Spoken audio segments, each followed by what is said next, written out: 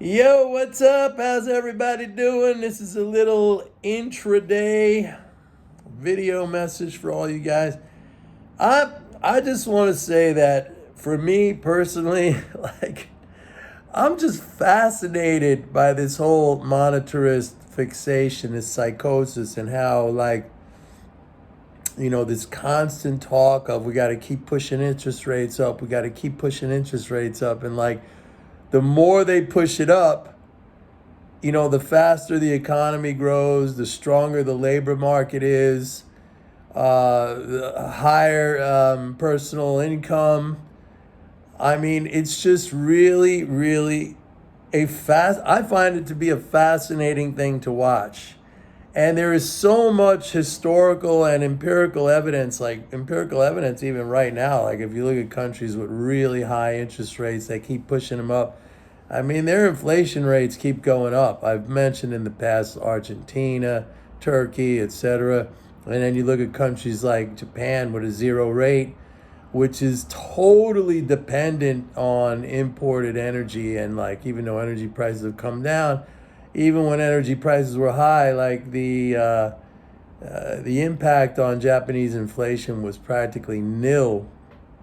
And I'm not saying, that inflation rates are completely 100% controlled by interest rates, but there is a strong tie or connection between the rate setting function of the central bank, because that sets general price levels.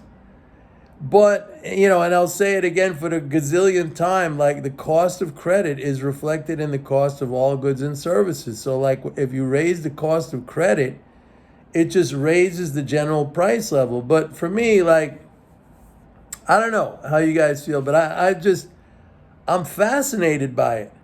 I mean, you're talking about people very, very high placed in policy. Obviously, you got a guy like Powell who's running the Fed. You got Yellen at Treasury. You got all these people at central banks. They're super high educated. They went to the best schools, but that's not the answer, because if garbage is taught, if the tautology is wrong from the get-go, then the old expression "garbage in, garbage out," and it's exactly what's happening right now. But I just find it fascinating to watch that. Nobody questions this. Nobody questions this. Um, and it's just a curiosity, because they all consider themselves to be very, I don't know, scientific is the word, but very rational individuals. And yet, in science, there's a process to examine or test theories. And like when the theories don't result in what you're trying to do, what the goal is, then the normal process is to go back and to re-examine that. And it's only in economics, and I would say only in mainstream economics, as it's taught in most of the major universities around the world right now, and especially in the United States at the top universities. I mean, it is a completely flawed and wrong and frankly dangerous tautology that it just still persists. The stubbornness of it is truly incredible. The way it is ingrained in not just policy, but like in the psyche of individuals. And I don't blame like normal people, because they're going about their day, they're doing their job, whatever it is. They're cops and firemen and nurses and doctors, and they're driving trucks or whatever they do for a living. Okay, it's all good work. And I don't expect them to sit down at night and read economics books, which, of course, if they did, they'd get the wrong understanding anyway. And I certainly don't expect them to understand MMT, because that seems like, MMT, the way it has been framed unfortunately, by the establishment, by the media, where, basically it has been ridiculed and derided as, oh yeah, let's just print any kind of money we want and everything's going to be wonderful. I mean, that's was never anything that MMT said. And by the way, I've made a couple of videos recently about how the critics of MMT who said, hey, it was a total failure, just look at what happened. I mean, that is a complete straw man argument. That is something where MMT said that, look, if you do like a massive fiscal stimulus and you don't have the output, the economic output to match that, yeah, then prices are going to go up. Like, what's so hard to understand? Like, everybody talks about this, not everybody, but all these, like, they so-called, like, really serious people, right? The quantity theory of money, MV equals PT or MV equals PQ, I forget that. But anyway, it was like the money times the velocity equals the price plus the quantity, the supply, basically.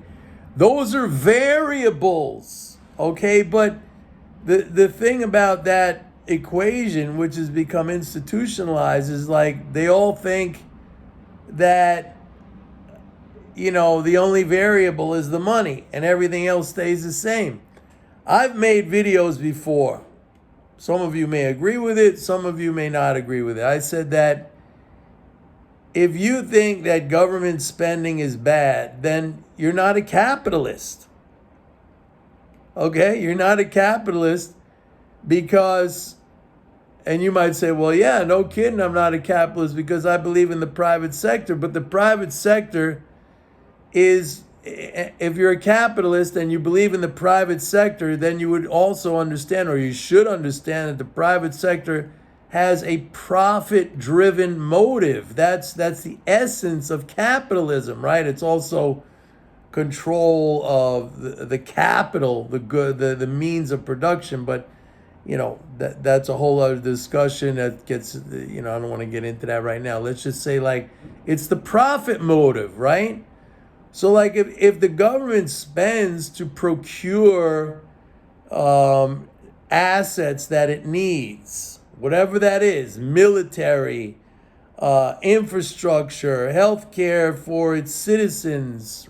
Supposedly, we live in a democracy, so supposedly we vote and we say, hey, we want universal healthcare, but of course, that never passes or anything. But you need $14 billion for an aircraft carrier, boom. It's there, no problem. You need $150 billion for Ukraine. Boom, it's there, no problem. And don't think the money's going to Ukraine. It's going to U.S. defense contractors. So, like, when the government spends, if you believe in capitalism, then you have to believe in the idea that when the government spends to procure, to provision itself, it induces the private sector to create the goods and services that the government is now willing to pay for. As long as the physical resources are there, as long as you got the physical resources, the raw materials, as long as you've got the labor.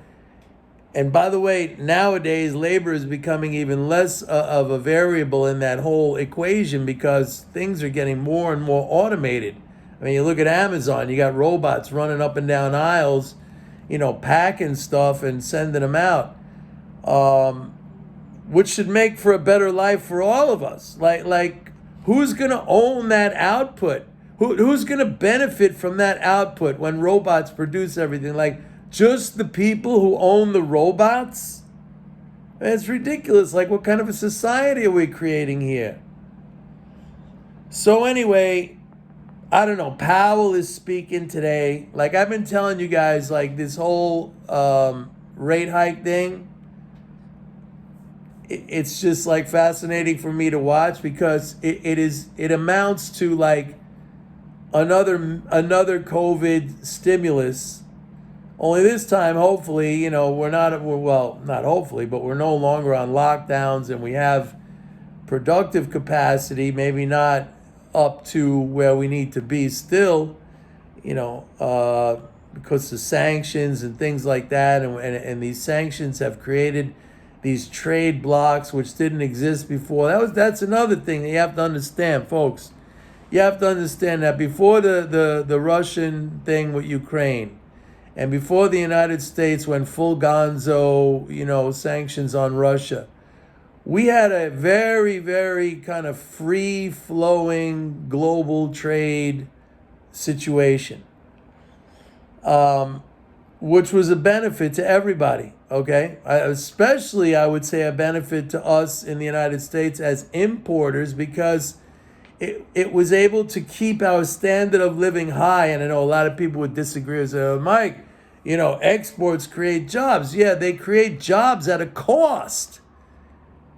How do you think China leads in exports? Because it keeps the wages, the earnings of its workers very, very low. Look at that, where Apple makes its phones. I mean, I forget the name of that place, but there was a whole expose done on that. Like, these people are basically slaves.